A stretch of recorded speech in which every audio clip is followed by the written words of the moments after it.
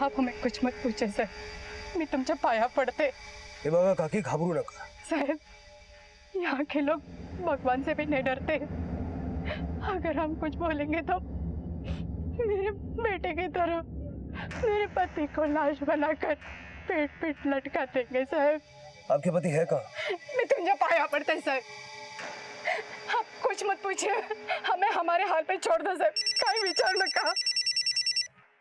हाँ साहू,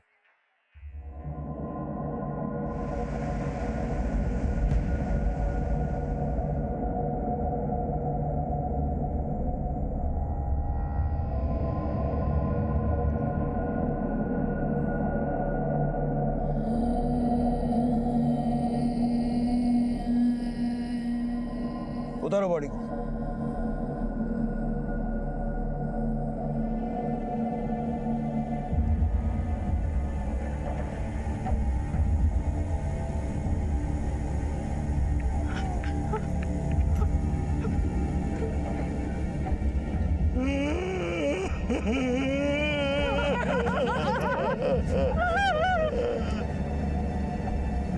ओ इंस्पेक्टर साहब, ये लाश जहां थी ना वहीं पे रहने दीजिए।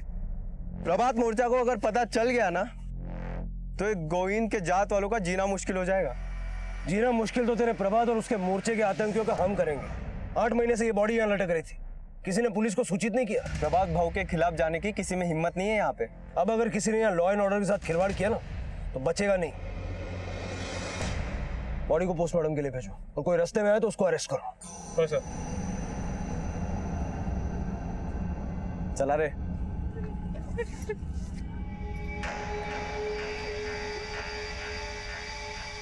आप लोग हिम्मत रखिए। हमें हिम्मत हार लो साहब, हमें हिम्मत हार लो। हमारी हिम्मत उसी दिन जवाब दे गई जिस दिन हमारी बेटी की लाश पेड़ पर टांग दी गई। इन्होंने 6 महीने पहले आपके यहाँ आकर बताने की कोशिश की थी सर। देखिए इनके हाथ पैर काट दिए गए सर, हाथ पैर काट दिए गए।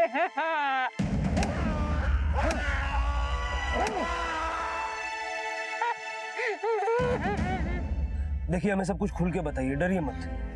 बड़ी मेहरबानी है आपकी, आपकी वजह से हमारे बेटे की आत्मा को शांति मिली। बस और कुछ मत पूछिए सर, नहीं तो कजरी के हाथ पाँव में। देखिए ऐसा कुछ नहीं होगा। नहीं साहब, तुझे हाथ जोड़ते साहब, इसके आगे कुछ मत पूछिए साहब, इसके आगे कुछ मत पूछिए साहब, हमें कुछ मत पूछिए। कहने का विचार हमारा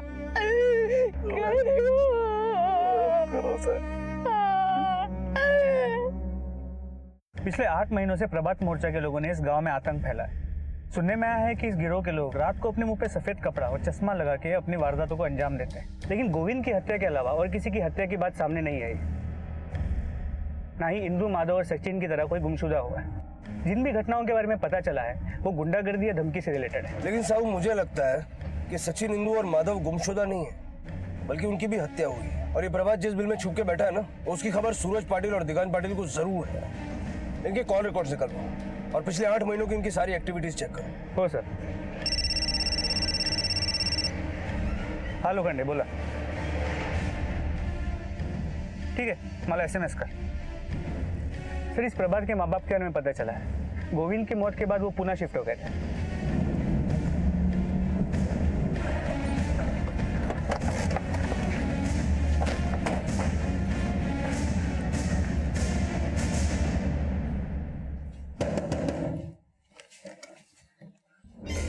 जी साहब, हम सच कह रहे हैं। गोविंद की हत्या के बाद तो हमने प्रभात को देखा भी नहीं और अब तो उसकी शक्ल भी नहीं देखना चाहते।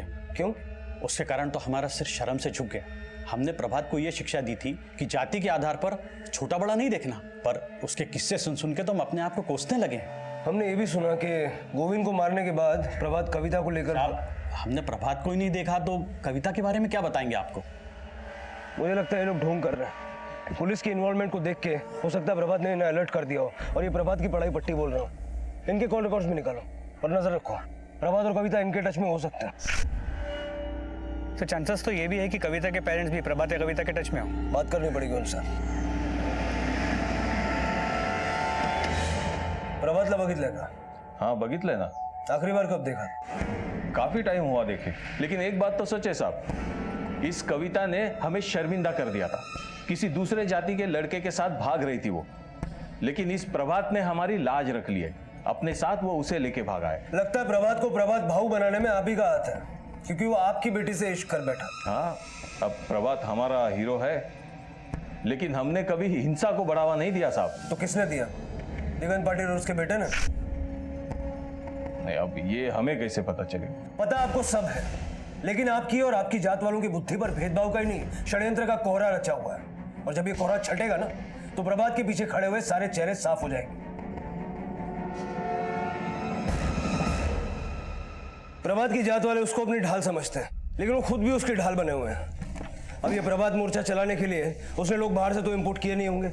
इसी गांव के लोग हैं जो मुंह पे गमछा और चश्मा लगा के दूसरी जाति वालों को डराते हैं। सर, मैं प्रभात के कॉलेज के दोस्तों का पता कर रहा था, तभी एक बात मेरे सामने आई कि गोविंद के साथ कोई माधव भी था जो इसी गांव का है और प्रभात के साथ पढ़ता था, लेकिन पिछले 8 महीने से उसने पढ़ाई छोड़ दी और अभी मुंबई में नौकरी करता है। पढ़ाई बीच में क्यों छोड़ी? सर, वजह का तो पता नहीं चला, लेकिन उसके कॉल रिकॉर्ड से एक बात सामने आ गई है कि उसकी आखिरी कॉल गांव की जयश्री गोडसे को की गई थी। माधव उसको अक्सर कॉल करता था सर। कौन है ये जयश्री गोडसे? सचिन और इंदू के पड़ोस में रहती है सर।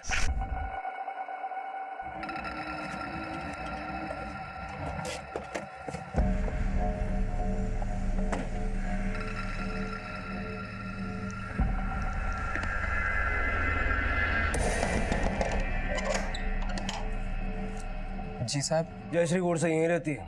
जी, वो मेरी पत्नी है, लेकिन आप यहाँ साहब? हमें उससे बातचीत करनी है। साहब, उसकी तबीयत ठीक नहीं है। हम उसे कोई तकलीफ नहीं देंगे, उससे कुछ पूछताछ करनी है।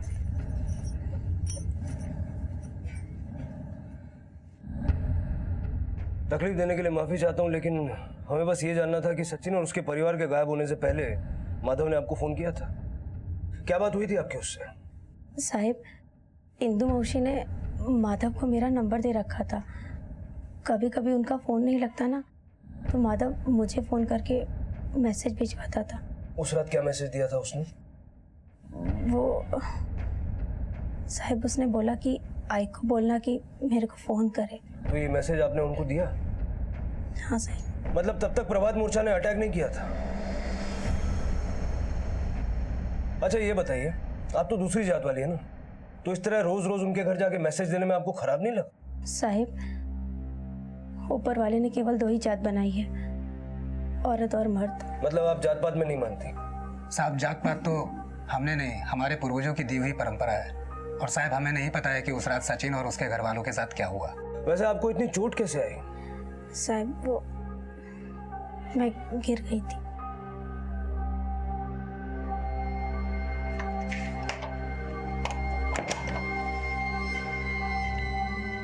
दवा क्यों नहीं लगाया? चलो आप, मैं लगा देता हूँ। सर, गोविंद की पोस्टमार्टम रिपोर्ट, सर पे गहरी चोट का निशान है, हाथ और पांव भी काटे गए, शायद किसी कुल्हाड़ी से। इसका मतलब गोविंद के पिता तीर्थ के हाथ और पैर भी 6 महीने पहले किसी कुल्हाड़ी से काटे गए।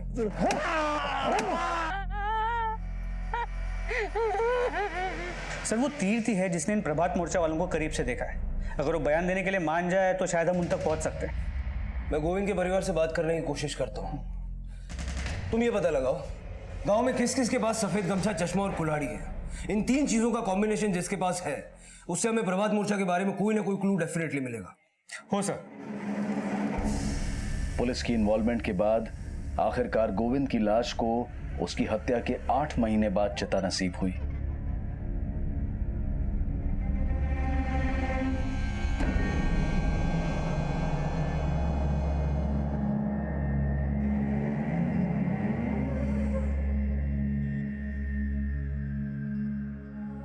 पुलिस एक तरफ प्रभात मोर्चा से जुड़े लोगों का पता लगाने का प्रयास कर रही थी, वहीं दूसरी तरफ गोविंद के पिता से भी बयान लेने की कोशिश की जा रही थी। देखिए, मैं समझता हूँ कि आप किस मुसीबत और दर्द से गुजरे हैं। सिर्फ इतना बता दीजिए, वो कौन लोग थे जिन्होंने सफेद गमछा और चश्मा लगा के आपके हाथ पैर? साहब, आपने हमारे बेटे को चिता दिलाकर बहुत एहसान किए। अब हम आशीर्वाद के सिवा कुछ नहीं दे सकते। हमारा सहारा नहीं रहा, लेकिन हम मरते दम तक एक दूसरे का सहारा बने रहना चाहते। आपसे कुछ बोला तो क्या पता एक दूसरे का मुंह भी देखने को तरस जाए।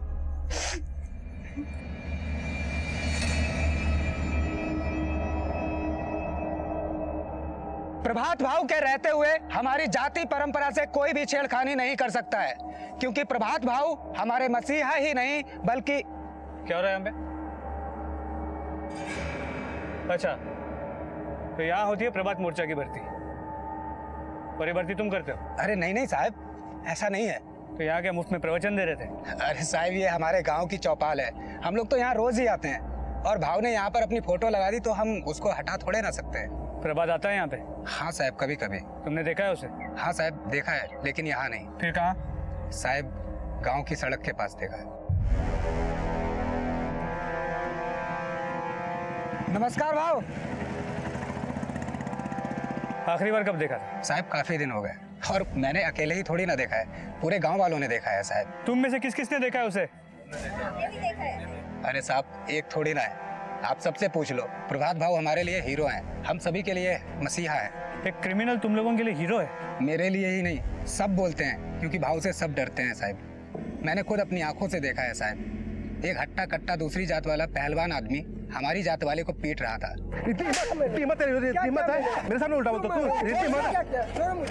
और भाव ने उसको ऐसा तोड़ा कि मैं देखता रह गया साहब। उसी दिन मैं समझ गया कि प्रभात भाव हमारी जाति वालों के लिए एक दिन मिसाल बनेंगे, लेकिन हमें ये नहीं पता था कि भाव जो है मर्डर भी कर देंगे। सर, और 2 कुराड़ी मिला है।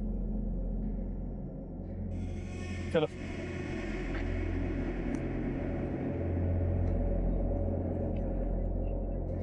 सर, गांव में कुल 15 घर हैं जहां पे ये गमछा, चश्मा और कुल्हाड़ी का कॉम्बिनेशन मिला है, जिनमें से दिगांत, सूरज, सचिन और कविता के पिता का घर भी शामिल है। दिगंत और सूरज पाटिल तो हमारे सस्पेक्ट्स हैं ही।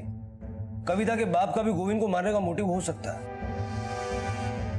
अब बस देखना यह है कि सबूत किसके खिलाफ मिलता है। सर, एक और आदमी है जिसके पास ये तीनों का कॉम्बिनेशन मिला है, और वो प्रभात मोर्चा से भी जुड़ा हो सकता है। कौन? अरविंद गोडसे। सभी 15 कुल्हाड़ियों को फॉरेंसिक टेस्ट के लिए भेजो। हो सर। सफेद कपड़े और काले चश्मे के बाद अब कुल्हाड़ी के जरिए प्रभात और प्रभात मोर्चा से जुड़े लोगों तक पहुंचने की कोशिश की जा रही थी, लेकिन फोरेंसिक जांच ने इस केस को दिशा देने की बजाय कई और पेचीदा सवालों में उलझा दिया। सर, फोरेंसिक रिपोर्ट में दिगंत, सूरज और कविता के पिता के घर से मिले कुल्हाड़ी पे नहीं, बल्कि सचिन के घर पे मिले कुल्हाड़ी के पीछे वाले हिस्से पे ब्लड के ट्रेसेस मिले, जो गोविंद के खून के साथ मैच करते हैं। साहू, कहीं ऐसा तो नहीं कि सचिन ने प्रभात के साथ मिलकर गोविंद का खून किया हो? पॉसिबल है, क्योंकि सचिन पहले प्रभात के घर पे साफ सफाई का काम करता था। प्रभात ने शायद उसे पैसे देकर मर्डर करवाया, पर सचिन और उसकी फैमिली का गायब होना इस डील का हिस्सा हो। इसलिए जब हम सचिन के घर पे गए। लेकिन गोविंद की हत्या के 8 महीने बाद ऐसा क्या हुआ होगा कि सचिन ने? सर, हाईवे के पास खेत में बॉडी के कुछ कटे हुए हिस्से मिले।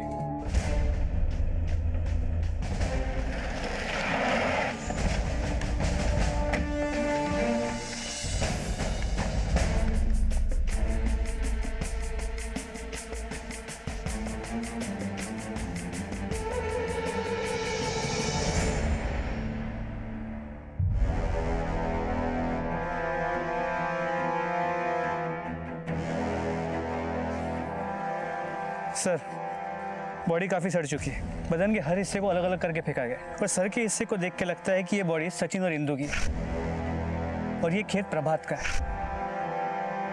बॉडी पार्ट्स को पोस्टमार्टम के लिए भेज दो। हो सर। सर, सचिन और इंदु की पोस्टमार्टम रिपोर्ट, हत्या गला घोट के की गई है। गला घोट के? लेकिन प्रभात मोर्चा वालों के हाथ में तो हमेशा कुल्हाड़ी रहती है, फिर हत्या गला घोट के क्यों की गई? सर, कहीं ऐसा तो नहीं कि सचिन की हत्या उसी के जात वालों ने की हो, पर घर के बाहर लिख दिया प्रभात मोर्चा। सब कोई हमारी जाति वाला काका काकी को क्यों मारेगा? क्योंकि सचिन ने भी तो तुम्हारी जात वाले गोविंद को मारा था। क्या? सचिन की कुल्हाड़ी पे ब्लड ट्रेसेस मिले जो गोविंद के खून से मैच होते हैं। हमें विश्वास नहीं होता इस बात पे।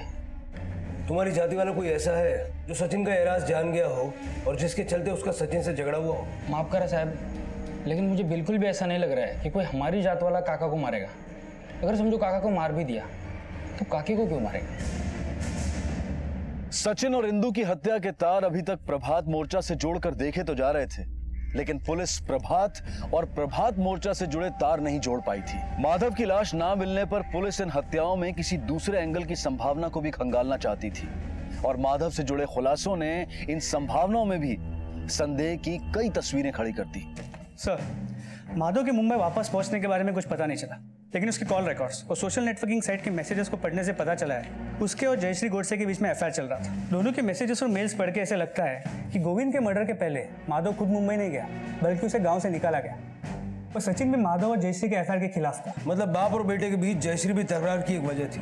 और माधव के गाँव आने का पर्पस जयश्री को भगा ले जाना था। वो साहब, मैं माधव के साथ भागना चाहती थी क्योंकि मैं माधव से प्यार करती थी। लेकिन तुम तो शादीशुदा हो। अरविंद ने कभी भी मेरे साथ बीवी जैसा बर्ताव नहीं किया। वो बात भी करता था तो मार के करता था। कितनी बार बोला है? कितनी बार बोला है?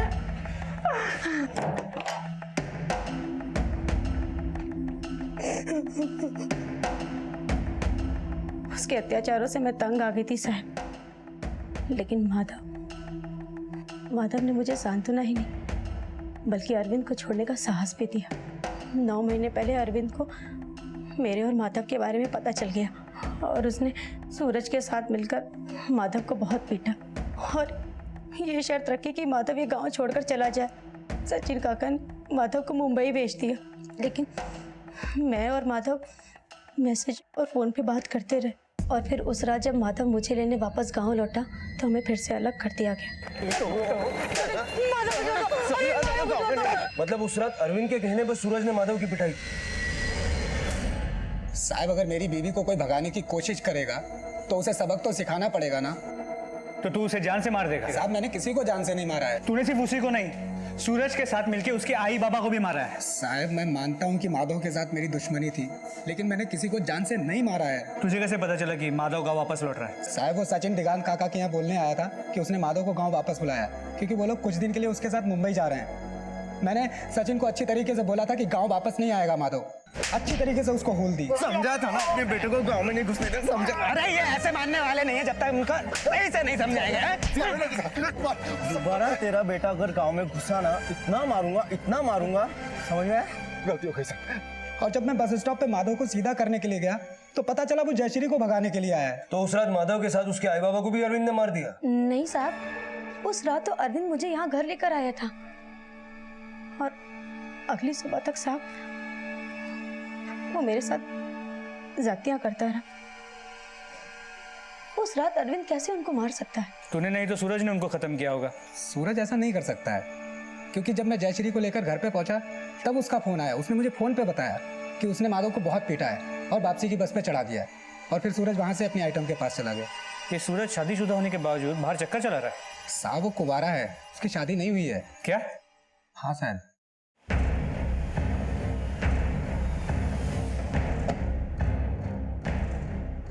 ओ इंस्पेक्टर, अंदर कहाँ जाएंगे? इंस्पेक्टर साहब, बाबा बखाना। अरे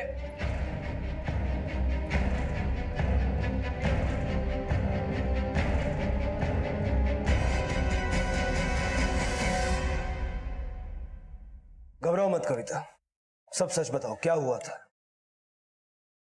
साहब, उस दिन प्लान के हिसाब से मैं रोड के किनारे गोविंद का इंतजार कर रही थी।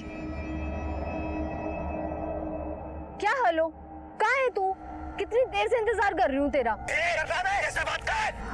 गोविंद, हेलो।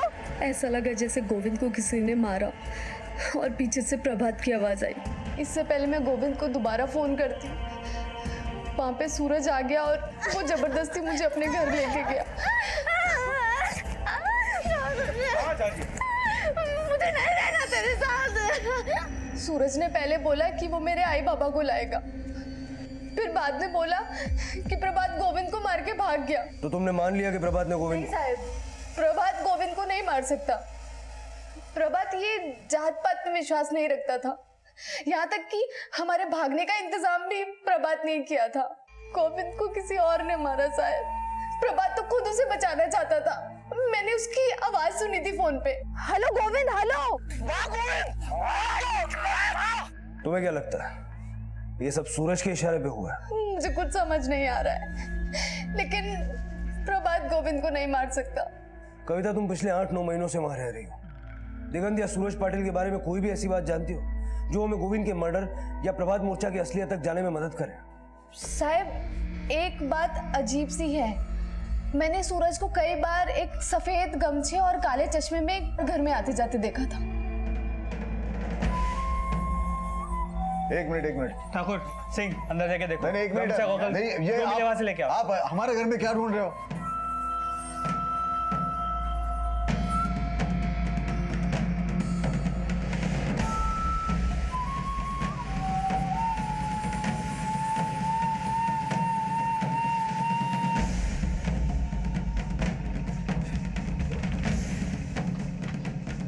कशाला आणला आम्हाला इथे? प्रभात मोर्चा के करता धरता आ गए अपनी असली जगह पे। हम कोई प्रभात मोर्चा की करता धरता नहीं है।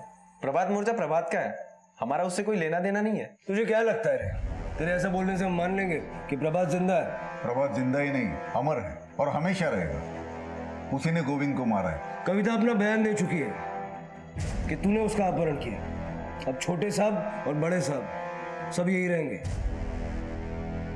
कविता की तलाश और उसके साथ हुए अपराध के खुलासों ने इस केस को एक घुमावदार मोड़ दिया, लेकिन यह संदेह अब भी बना हुआ था कि क्या प्रभात मोर्चा का सिर्फ चेहरा था या प्रभात मोर्चा का करता धरता भी। और इन सवालों के जवाब ढूंढने के लिए पुलिस अब प्रभात की असली शख्सियत को समझना चाहती थी।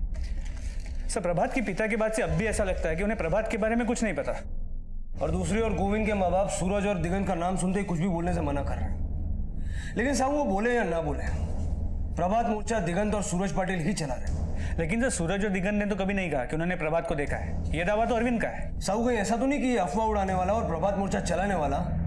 गोविंद और कविता अगर भागे तो जो तेरा तड़ी पार बेटा है ना, उस पे भी गाज गिरेगी। लेकिन अरविंद, मैं क्या करूं? मेरे को सारी की सारी खबर दे, प्रभात कविता और गोविंद को कब भगाने वाला है, समझा ना? और जब प्रभात गोविंद को कविता से मिलाने जा रहा था, तब मैं उन दोनों से मिला। तो क्या भाव, अपनी जात का होकर इसको अपनी जात वाले के साथ भगवाना चाह रहे हो? मैं किसी को बता ना दूं, इसलिए प्रभात मुझे समझाने के लिए साइड में लेकर गया, लेकिन मैंने उसकी एक ना सुनी। कोई टेंशन नहीं। भाव, अपुन है मोटी बुद्धि का, अपुन कुछ समझने वाला नहीं है। अपुन के रहते ऐसा नहीं होगा। हेलो, क्या हेलो? कितनी देर से इंतजार कर रही हूँ तेरा, कहाँ है तू? सीधे से बात कर। कैसे बात कर? मेरे को हाथ मत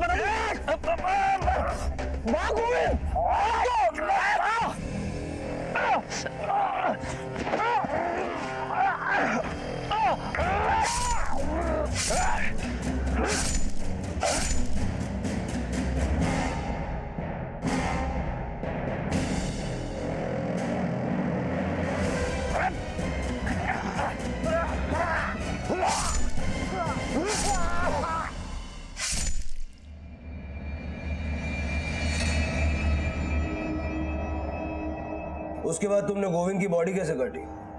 मैंने नहीं काटी साहब। सचिन को मैंने बोला कि गोविंद की बॉडी को काट कर अलग फेंक दे। प्रभात की लाश को मैंने जमीन में दफना दिया क्योंकि वो हमारी जात वाला था। लोगों को अगर उसकी लाश मिलती तो मुझ पे शक हो जाता, लेकिन अगले दिन सुनने को मिला प्रभात गोविंद को मारकर कविता को भगा कर ले गया।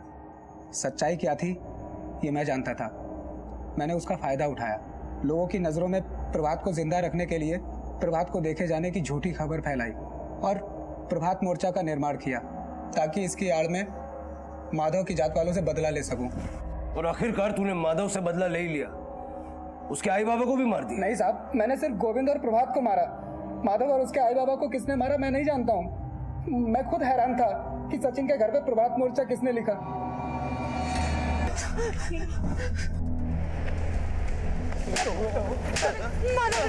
तुम्हारा घुसना नहीं इस गांव में।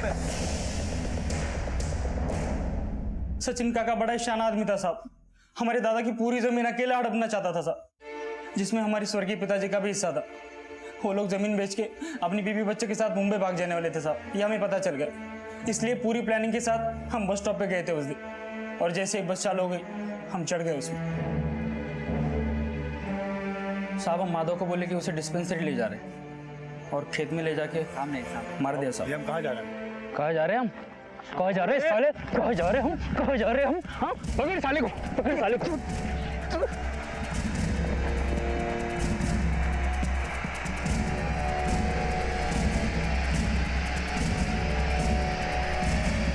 माधव को मारने के बाद हम सीधा काका के घर गए साहब। और जब घर गए तो उसका कुत्ता बहुत भौंक रहा था, तो पहले उसको खत्म किया साहब। किशोर, पागल हो गया क्या? कुत्ते को मार रहा है। पागल तो तू बना रहा है बुड्ढे। हमारी हिस्से की जमीन बेचेगा तू? हाँ, तेरे बेटे को तो हमने मार दिया, अब तू दोनों को मार के सारी जमीन हमारी। दिलीप पकड़ इनको, पकड़ साले।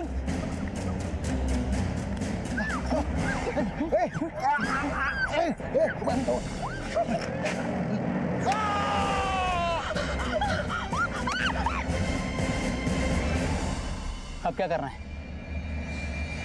देख, यहाँ सामने प्रभात की खेती है। हाँ, ये सब टुकड़े लेके वहां जाके फेंकते। गांव वालों को लगेगा कि प्रभात नहीं मारा इनको। चल फेंक देते। चल। काका काकी की लाश को प्रभात की खेती में फेंकने के बाद हम फिर घर आए साहब, और वहाँ दीवार पे प्रभात मोर्चा लिख दिया ताकि शक हम पे ना जाए साहब।